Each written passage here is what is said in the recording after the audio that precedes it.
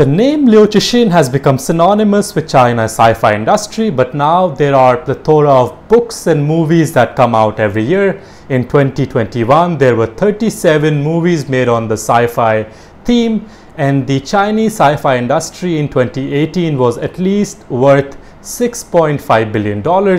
It's one area that has been growing exponentially, and Chinese censors have had difficulty trying to make sure that the kind of sci-fi movies that come out align with the Communist Party's ideas. And there are things like time travel, which are considered taboo.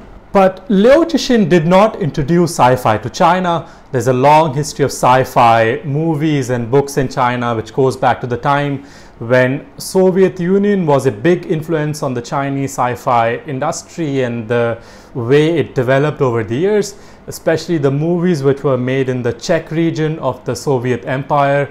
And these movies were inspiring some early thinkers who wanted to explore ideas of sci-fi, time travel, and they got influenced by the Soviet notions of interplanetary travel, and that's how the Chinese sci-fi industry initially started. But Liu Cixin has given a very modern turn to the whole sci-fi theme, where the young generation of STEM trained engineers in China really love the way Liu Cixin writes, and they consider that China has a certain kind of soft power to offer to the world, which is based on a very technical knowledge of things like science and technology.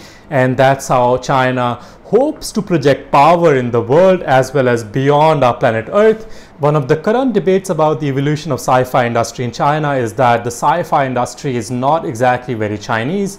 So now there is a research institute at the Sichuan University which hopes to promote a sci-fi with Chinese characteristics, and that's exactly what's happening with the sci-fi industry in China, where they're looking to indigenize the sci-fi industry and promote a Chinese version of sci-fi, which we get to see in the movie Wandering Earth, which came out in 2019. It's based on the book by Liu Cixin, and the sequel will come out in 2023. That's something people are looking forward to in China. So therefore, these debates about how to give a Chinese angle to sci-fi industry is something that's very dynamic at the moment, and people are looking to explore ideas which are not exactly based on the Western notion of interplanetary travel. But one of the more interesting development in the sci-fi industry in China is that the local creative artists are looking for themes which are rooted in the Chinese history and culture.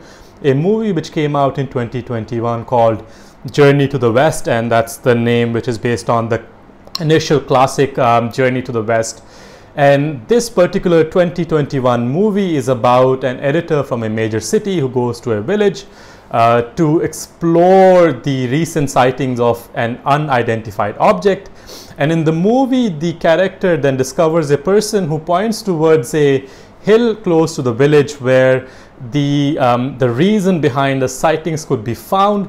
And this whole journey sort of mimics the initial book that was based on the classic called The Journey to the West. That's a story about the monk who came to India to find the classical Sanskrit text that became the basis for Buddhist learning in China. So this journey kind of mimics that idea to find the original source or the original knowledge in the 2021 movie, and therefore this development which seeks to copy or find themes based on Chinese history is something new, and that's the direction that the Chinese sci-fi industry is now taking.